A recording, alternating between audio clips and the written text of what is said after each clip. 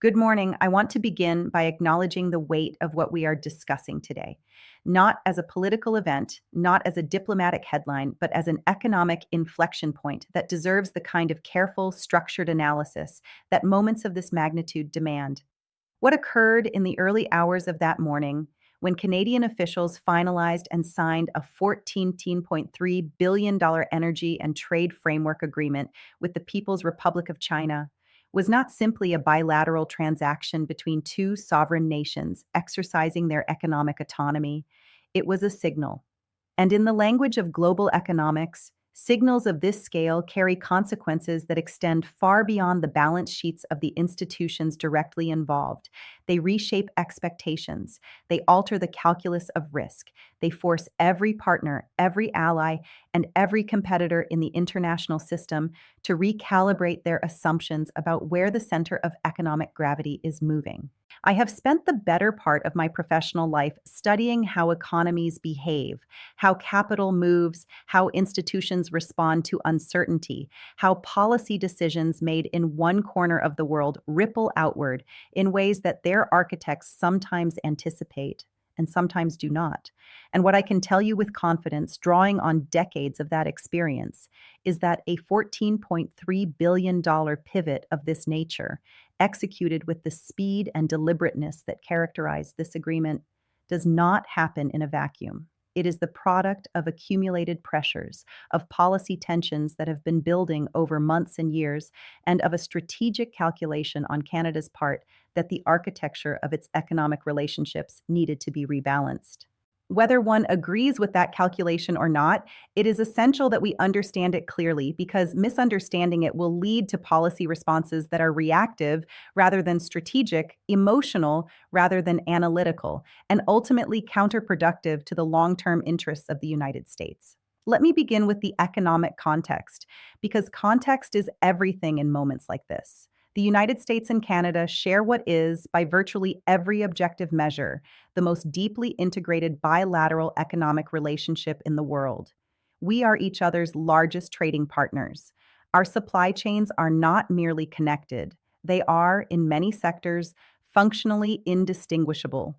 The automotive sector, the energy corridor, the agricultural supply chain, the financial services network, these are not two separate systems that trade with each other.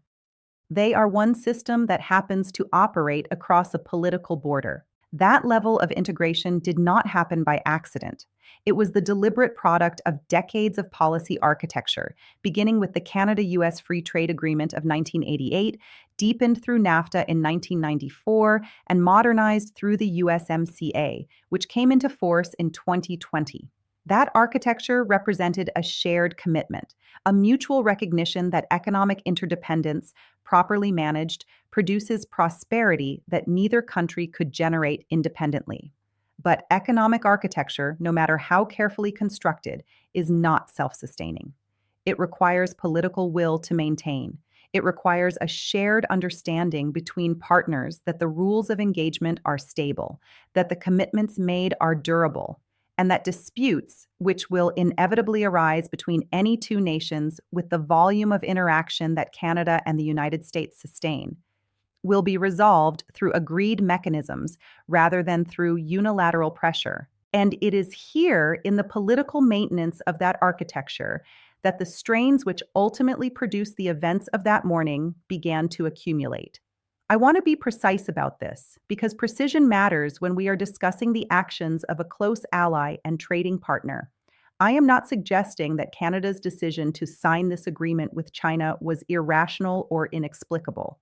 What I am suggesting is that it was a response, a measured, deliberate, economically sophisticated response to a set of signals that Canada had been receiving from Washington about the reliability and predictability of the bilateral relationship. The tariff environment of recent years has been a source of significant friction. Tariffs on Canadian steel and aluminum, imposed under Section 232 national security provisions that Canada contested vigorously and, in my view, had legitimate grounds to contest, sent a message that even the closest of allies were not insulated from the kind of unilateral trade measures that are typically associated with adversarial relationships. Canada responded through legal channels, through diplomatic engagement, and through the negotiation of the USMCA. But the episode left a residue of uncertainty, and uncertainty in economic decision making is never benign. It causes firms to hedge, it causes governments to diversify, it causes finance ministers and trade officials to ask the question that no ally should ever feel compelled to ask about the United States. What happens if the terms of engagement change again without warning? That question, once asked, does not go away. It becomes embedded in the strategic planning of institutions, in the portfolio decisions of sovereign wealth vehicles, and ultimately in the foreign policy calculus of governments that have concluded that prudent economic management requires a degree of diversification that a purely Washington-centric orientation cannot provide. It is within that context that the China conversation began, not suddenly, not impulsively, but gradually over a period of time during which Canadian officials were quietly assessing the landscape of their economic options. The $14.3 billion figure that ultimately anchored the agreement is not a round number chosen for symbolic effect. It reflects the aggregated value of specific commitments across identifiable sectors: liquefied natural gas export infrastructure, critical minerals supply chain development, agricultural commodity frameworks, and certain advanced manufacturing technology transfer provisions. Each of these sectors represents an area in which Canada possesses world-class resources or capabilities, and in which China has expressed sustained, strategically motivated demand. The alignment of Canadian supply with Chinese demand is, at its core, a straightforward economic proposition. What made it a geopolitical event of the first order was the speed with which it was executed, the timing of its announcement, and the signal it sent about Canada's willingness to formalize economic relationships that had previously existed in a more informal, exploratory state. I want to be honest with the American public and with the policymakers and analysts who will be studying this agreement in the weeks and months ahead. This development, while significant, is not without precedent in the behavior of close American allies. We have watched Germany navigate the complexities of its energy relationship with Russia for decades, making economic calculations that Washington found strategically uncomfortable, but that Berlin consistently defended on economic grounds. We have watched South Korea, Japan, and Australia each pursue deepening economic relationships with China, even as they maintained their security alliances with the United States, precisely because the economic logic of engagement with the world's second-largest economy is powerful and not easily dismissed. Canada's decision fits within that broader pattern of allied behavior, the behavior of nations that are committed to their relationships with the United States, but that are not prepared to subordinate their economic interests entirely to Washington's strategic preferences. Understanding that pattern is the first step toward developing a response that is effective rather than merely forceful. The morning on which this agreement was signed was not, in the final analysis, a morning that arrived without warning. It was a morning that had been approaching for some time, shaped by forces that were visible to those who were paying careful attention. The question that now confronts American policymakers, and it is a question I intend to address with the full rigor it deserves, is not how to express displeasure at what Canada has done, but how to respond in a manner that advances American economic interests, preserves and strengthens the bilateral relationship where it remains deeply in both nations' interests to do so, and positions the United States to compete effectively in a world where the architecture of global economic relationships is undergoing its most significant transformation in a generation. That is the task before us. And it begins with clear-eyed analysis of what the $14.3 billion pivot actually means, and equally important, what it does not mean. Let me turn now to the specific economic architecture of the agreement itself, because I think it is essential that we move beyond the headline number and examine what $14.3 billion actually represents in structural terms. There is a tendency when large figures are announced in the context of international trade agreements to treat the number as the story. It is not. The number is a summary. The story is in the composition, in the sectoral breakdown, in the terms and timelines attached to each component, in the institutional mechanisms that will govern implementation, and in the downstream effects that each component will produce on the broader trade and investment landscape. When we examine the $14.3 billion figure through that lens, what we find is not a single monolithic transaction, but a carefully constructed portfolio of commitments, each of which carries its own economic logic and its own set of implications for the United States. The largest single component of the agreement, accounting for approximately $5.8 billion of the total value, involves liquefied natural gas infrastructure and export capacity development. Canada has long possessed some of the most significant natural gas reserves in the world, and the development of LNG export infrastructure on its Pacific coast has been a policy priority for successive Canadian governments, driven by the recognition that Asian markets, and China in particular, represent a demand base of extraordinary scale and long-term durability. The infrastructure investments contemplated in this component of the agreement will accelerate the development of terminal capacity, pipeline connectivity, and shipping logistics that will enable Canadian LNG to reach Chinese markets at scale and with the kind of supply reliability that long-term energy partnerships require.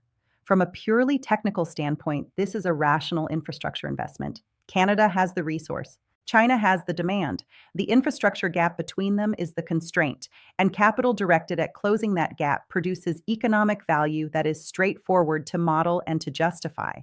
But the implications for the United States are more complex than that straightforward framing suggests. American LNG producers have been actively competing for position in Asian energy markets, and the development of robust Canadian LNG export capacity directed specifically toward China represents a competitive dynamic that will affect American market share in those markets.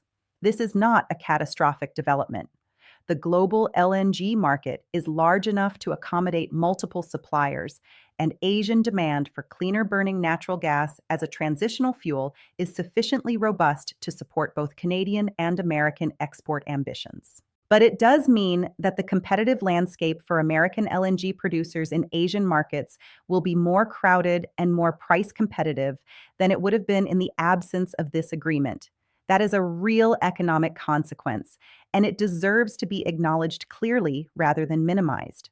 The second major component of the agreement, valued at approximately $3.9 billion, addresses critical minerals supply chain development.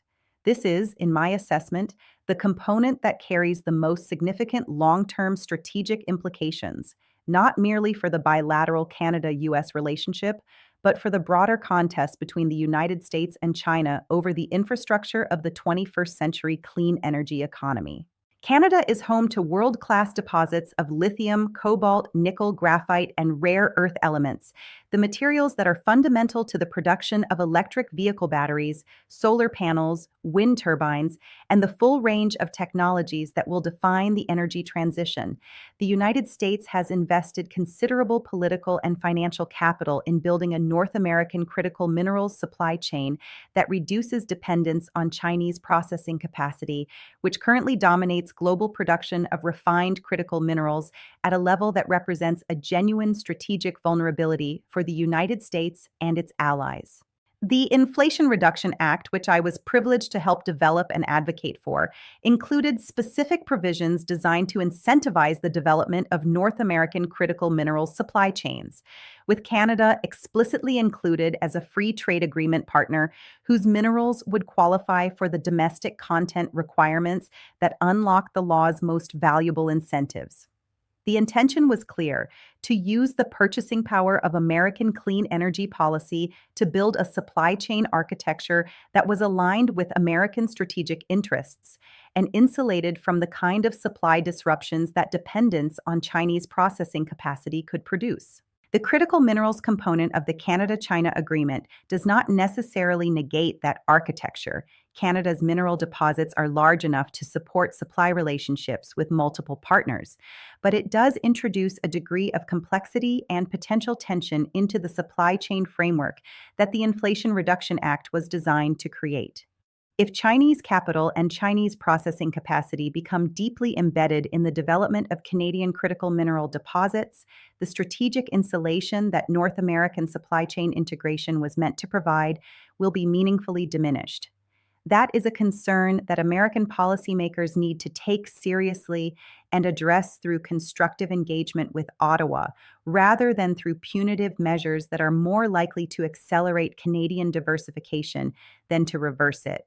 The Agricultural Commodity Framework, which accounts for approximately $2.1 billion of the agreement's total value, is in some respects the most straightforward component from an economic standpoint and the most politically sensitive from a bilateral relationship standpoint. Canada is a major agricultural exporter. Canola, wheat, pulses, and pork are among its most significant export commodities. And China is among the largest agricultural import markets in the world.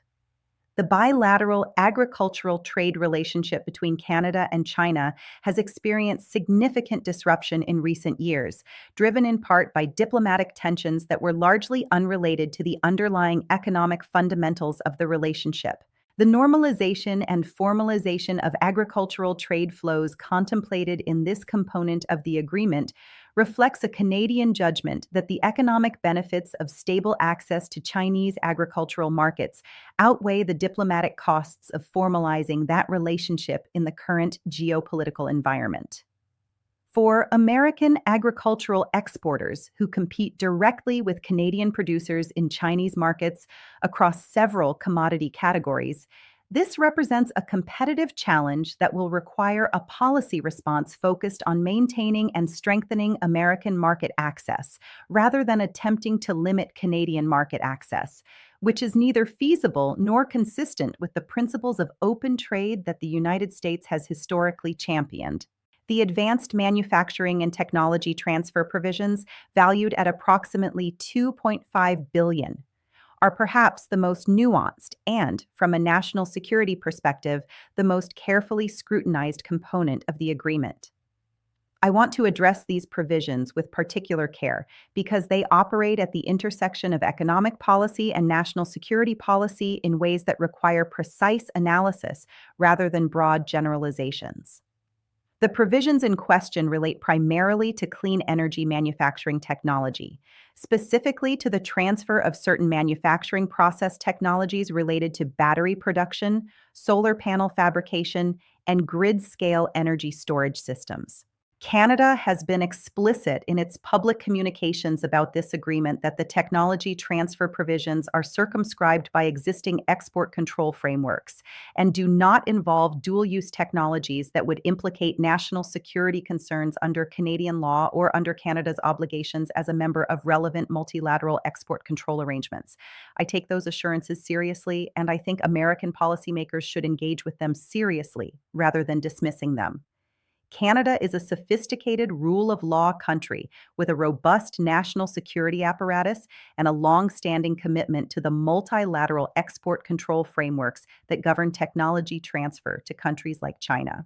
The Five Eyes intelligence sharing relationship between Canada and the United States reflects a level of mutual trust and institutional alignment that does not evaporate because of a single trade agreement. At the same time, it would be imprudent not to engage in a thorough technical review of the specific technology transfer provisions to ensure that they are consistent with the export control standards that Canada and the United States have both committed to uphold.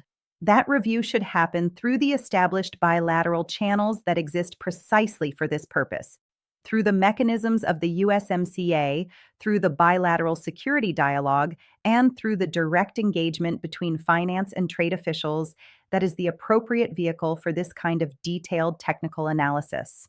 What it should not produce is a public confrontation that damages the broader relationship and makes Canada less, rather than more, inclined to coordinate its technology transfer policies with Washington going forward.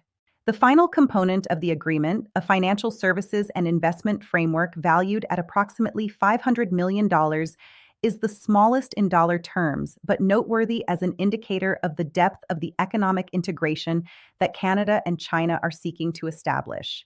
The provisions in this component relate to the establishment of bilateral investment facilitation mechanisms, currency swap arrangements designed to reduce transaction costs in bilateral trade, and certain regulatory harmonization measures that will simplify the process of Chinese investment in Canadian infrastructure and Canadian investment in Chinese financial markets. These provisions are, in isolation, relatively modest in their immediate economic impact. Their significance lies in what they signal about the institutional ambition of the agreement, the degree to which Canada and China are seeking to build not merely a transactional relationship around specific commodity flows, but a broader economic partnership with the institutional infrastructure to support sustained, diversified engagement across multiple sectors. That institutional ambition is what distinguishes this agreement from the kind of ad hoc, deal by deal economic engagement that Canada and China have pursued in the past, and it is what gives the $14.3 billion figure its strategic weight beyond its immediate dollar value. The United States is not facing a one time transaction. It is facing the beginning of a structured economic relationship between its closest neighbor and its principal strategic competitor, a relationship that, if it develops along the trajectory that this agreement implies, will become increasingly difficult to influence or constrain as it deepens and institutionalizes. That is the strategic reality that American policymakers must confront with clear eyes and a well developed response strategy. And it is to the question of what that response strategy should look like that I will turn in the sections that follow. Having established both the contextual backdrop and the structural composition of the agreement, I want to turn now to what I consider the most consequential question for American economic policymakers, not what Canada has done, but what the United States should do in response. And I want to approach that question with the same discipline and analytical rigor that I would bring to any major policy challenge, beginning with a clear articulation of American interests, proceeding through an honest assessment of the tools available to advance those interests, and arriving at a set of recommendations that are grounded in economic reality rather than in the kind of reactive posturing that feels satisfying in the short term, but produces outcomes that are contrary to the national interest over any meaningful time horizon. Let me begin by stating clearly what the American interest in this situation actually is, because I think there is a risk that the public debate will conflate several distinct interests in ways that lead to confused and ultimately ineffective policy responses. The United States has at least four separate but related interests at stake in how it responds to the Canada-China agreement, and each of those interests points toward a somewhat different set of policy priorities. Conflating them will produce a response that partially serves each interest and fully serves none. Distinguishing them clearly is the prerequisite for developing a response strategy that is coherent and effective. The first American interest is the preservation and strengthening of the bilateral economic relationship with Canada.